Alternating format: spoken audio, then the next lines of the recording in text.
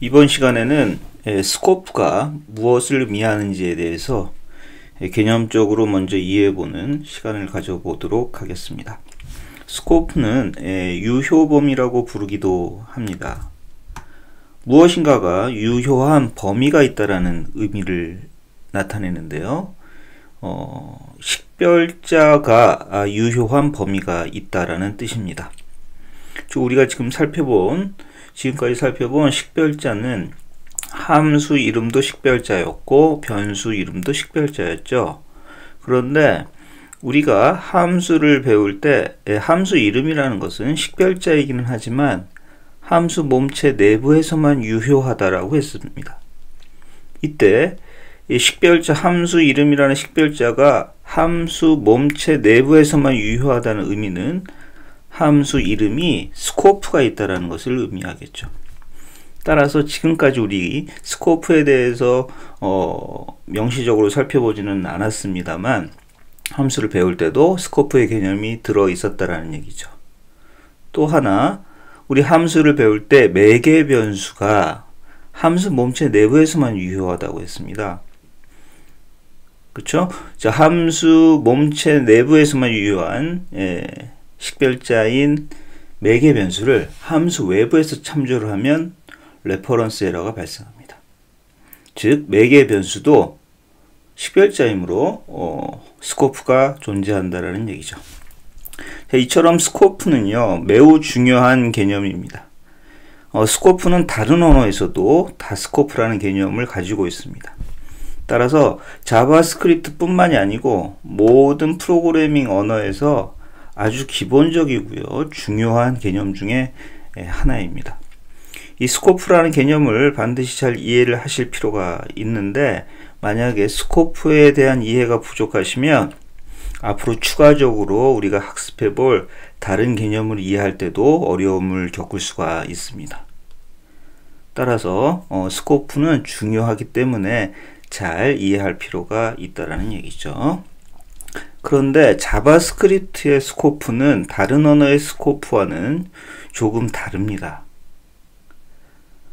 예를 들어서 자바스크립트는 바와 let이나 const라는 키워드를 사용을 해서 변수를 선언하는데 ES6에서 도입된 let과 const는 바로 선언한 변수와는 다른 스코프를 갖습니다. 즉 우리가 나중에 배우게 될 텐데요. 자바스크립트는 ES5까지는 함수 몸체, 즉 함수가 구성하는 코드 블록인 함수 몸체만을 스코프로 인정을 했다라는 것이죠. 자, 그런데 ES6에서 let과 const를 통해서 변수를 선언하면 그 변수는 코드 블록 전체에서 유효 범위를 갖습니다. 즉 if문이나 for문 또는 while문 등이 구성하는 코드 블록도 스코프로 인정을 한다는 얘기죠. 이처럼 자바스크립트는 다른 언어의 스코프와는 조금 다르게 동작을 하기 때문에 주의가 필요합니다.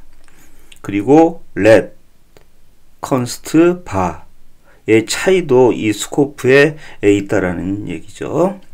이 스코프는 변수하고 함수와 깊은 관련이 있습니다. 왜냐하면 스코프라는 것은 식별자의 유효범위라고 말씀드렸었는데 변수도 식별자이기 때문이고, 그리고 잠깐 설명을 드린, 우리가 나중에 자세히 살펴보겠습니다만 함수의 몸체가, 즉 함수의 코드 블록이 스코프를 생성하기 때문이죠. 자,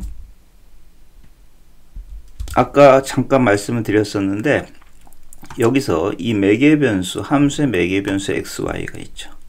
이 x와 y는 변수라고 했습니다. 매개 변수이기 때문에 인수를 전달받는 목적으로 사용이 됩니다만 변수입니다. 즉 선언이 되어지고 할당이 되어지는 변수라는 얘기죠. 이러한 변수들은 모두 식별자인데 이런 식별자들은 다 유효 범위가 있다라는 얘기입니다. 이 매개 변수는 이 함수 add가 가지고 있는 이 함수 몸체, 이 몸체 내부에서만 유효하다는 얘기죠. 유효하다는 얘기는 그 범위 내에서는, 스코프 내에서는 이 식별자들을 참조할 수 있다라는 얘기입니다. 그것을 유효하다고 표현하고 있어요. 따라서 XY는 이 내부에서는 유효하기 때문에 이런 식으로 참조할 수 있는 것이죠. 여기서도 참조죠. 그런데 여기에서만 유효하기 때문에 XY를 이쪽에서는 참조를 못한다는 얘기입니다. 여기서 이렇게 참조를 하시면 레퍼런스 에러가 나온다는 얘기죠. 자, 이러한 개념들이 스코프입니다.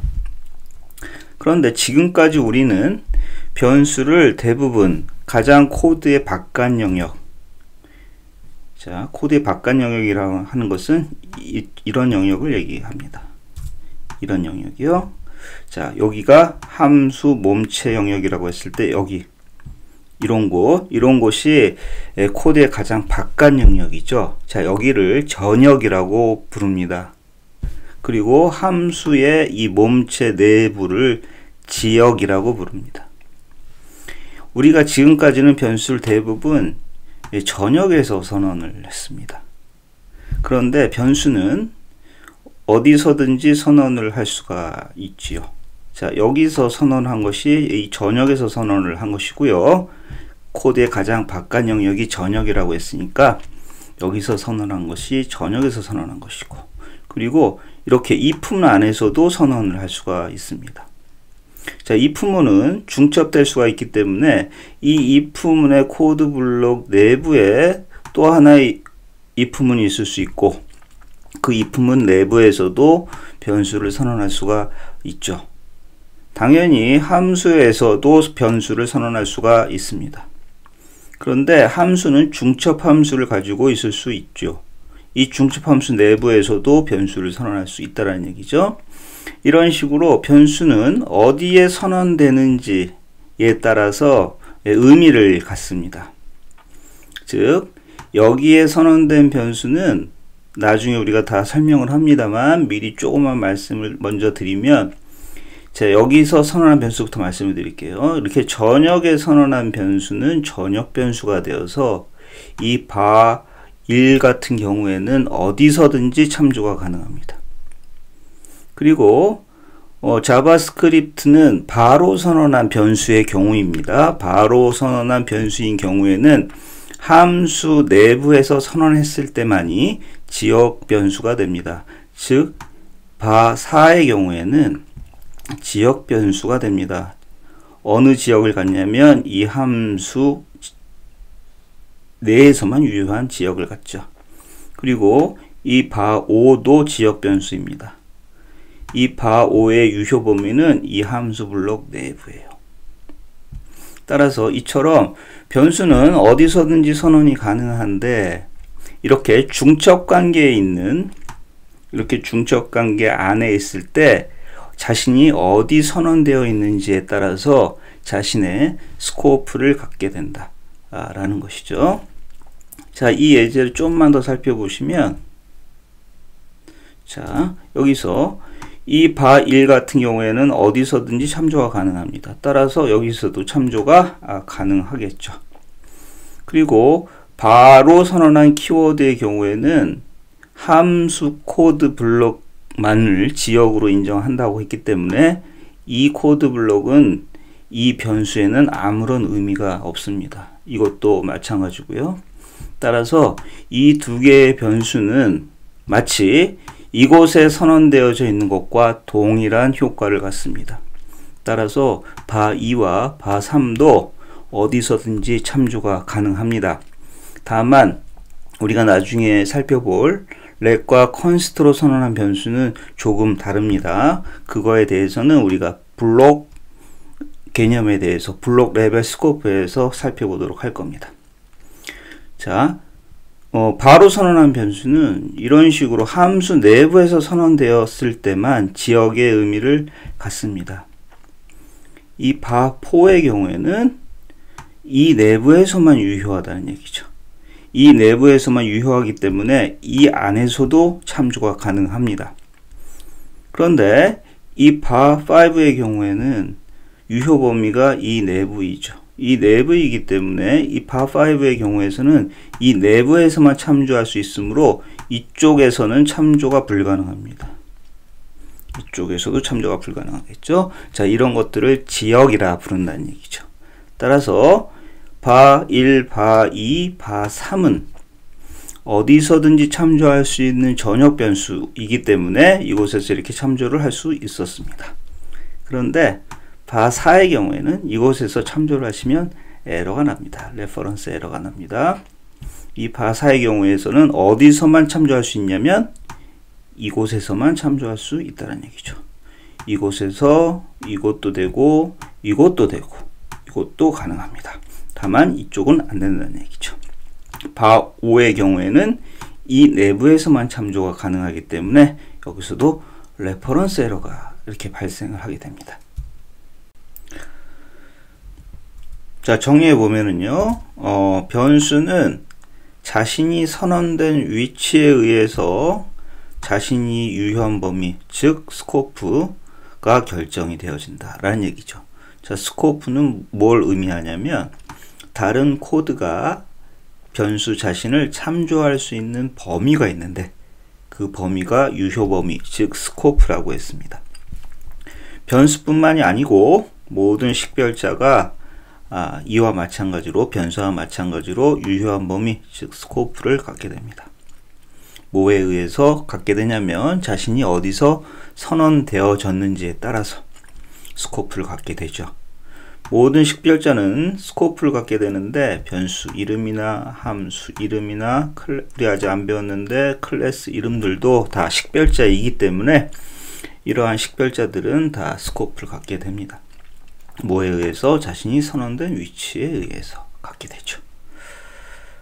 자, 이 예제를 한번 우리 살펴보면서 예측을 한번 해보도록 하겠습니다. 자, 이 코드를 보시면 지금 가장 바깥 영역, 코드의 가장 바깥 영역에 x라는 변수가 선언되었습니다. 자, 이 x라는 변수는 가장 코드의 바깥 영역에 선언이 되었으므로 어디서든지 참조가 가능합니다. 그런데 문제는 자, 이 f라는 함수가 있는데 이 f라는 함수에도 같은 이름의 x라고 하는 같은 이름의 변수가 있어요. 자, 이 x라는 변수의 유효 범위는 아까 말씀드린 바와 같이 이 함수의 코드 블록 내부라고 했습니다. 자, 이때 여기서 콘솔 로그로 x를 참조하면 가능성이 있는 게 이것도 볼 수 있고 이것도 볼 수 있게 됩니다. 자, 이때 자바스크립트 엔진은 이것을 출력할 것인지 이것을 출력할 것인지를 결정해야 하겠죠. 그때 자바스크립트 엔진은 자신과 가장 가까운 쪽에 있는 변수를 선택을 해서 로컬을 출력하게 됩니다. 즉, 이 변수 x도 참조가 일단 가능합니다만 이것이 있기 때문에 동일한 이름이 있기 때문에 이것을 우선순위를 먼저 두어서 먼저 참조한다는 얘기죠. 그래서 이 x는 이 변수 x는 쉐도잉 됐다 이렇게 표현하기도 합니다. 따라서 이처럼요, 동일한 이름의 식별자를 가질 수 있는 이유가 있습니다. 자, 우리가 지금까지 살펴봤을 때 식별자는 고유한 이름이어야 한다고 했습니다. 왜냐하면 식별자는 메모리상에 저장되어져 있는 어떤 값을 구별해서 식별할 수 있는 능력이 있어야 하는데 그러기 위해서는 이름이 고유해야 하겠죠. 그런데 만약에 우리가 프로그래밍을 하는데 변수 이름을 우리 프로그램에서 한 번만 쓸 수 있다면, 예를 들어서 우리가 x라는 변수를 만들었는데 그 x라는 변수는 한 번 만들었기 때문에 두 번 다시 사용을 할 수 없다 라고 한다면 굉장히 곤란할 겁니다. 어느 정도 규모가 있는 프로그램을 만들 때 우리가 굉장히 많은 변수 이름을 만들어야 할 텐데 한 번 선언한 변수는 두 번 다시 동일한 이름으로 선언할 수 없다고 한다면 굉장히 네이밍 하는데 난처함을 겪을 것이죠. 그런데 우리가 스코프가 있으면은 이 스코프에 의해서 동일한 이름의 변수를 이렇게 만들어 줄 수 있다라는 이점을 갖습니다. 예를 들어서요, 우리 컴퓨터에서 파일을 만들 때 파일 이름을 지정을 해줍니다.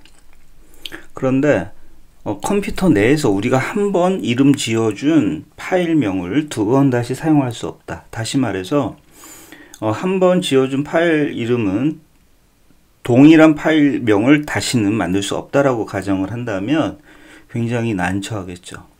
그런데 우리가 파일을 만들 때 동일한 파일의 이름을 사용을 할 수가 있습니다. 단 폴더가 구별되면, 폴더가 다르다면 동일한 파일의 이름을 쓸 수가 있을 겁니다. 만약에 우리가 하나의 파일명만을, 그러니까 고유한 파일명만을 계속 사용해야 된다면 굉장히 난처할 거라는 얘기죠. 그런데 폴더라는 개념이 도입되었기 때문에 우리가 동일한 파일 이름이라 하더라도 폴더가 다르면 쓸 수 있는 겁니다. 그것과 마찬가지로 스코프도 그와 비슷한 개념이라고 할 수 있습니다. 자, 여기서 변수 x를 선언하였으나 이 변수 x와 여기서 선언한 변수 x는 다른 변수입니다. 즉 스코프가 다르면 다른 변수라고 인정을 한다라는 얘기죠. 따라서 이렇게 동일한 식별자를 쓸 수가 있다라는 얘기죠. 이때 다시 말씀을 드리지만 여기서 콘솔 로그로 x를 출력을 하게 되면 자바스크립트 엔진은 이 둘 중에 어떠한 식별자를 선택을 하냐면 자신과 가장 가까운 위치에 있는 식별자를 선언한다 라는 의미입니다. 따라서요, 식별자를 스코프를 좀 더 다르게 우리가 이해해 보자면 자바스크립트 엔진이 식별자를 검색할 때 사용하는 규칙이라고 이야기할 수도 있을 겁니다. 만약에 자바스크립트 엔진 여기서 x를 참조할 때 이것을 봐야 하는지 이것을 봐야 하는지 결정하기 위한 규칙이 바로 스코프라는 것이죠.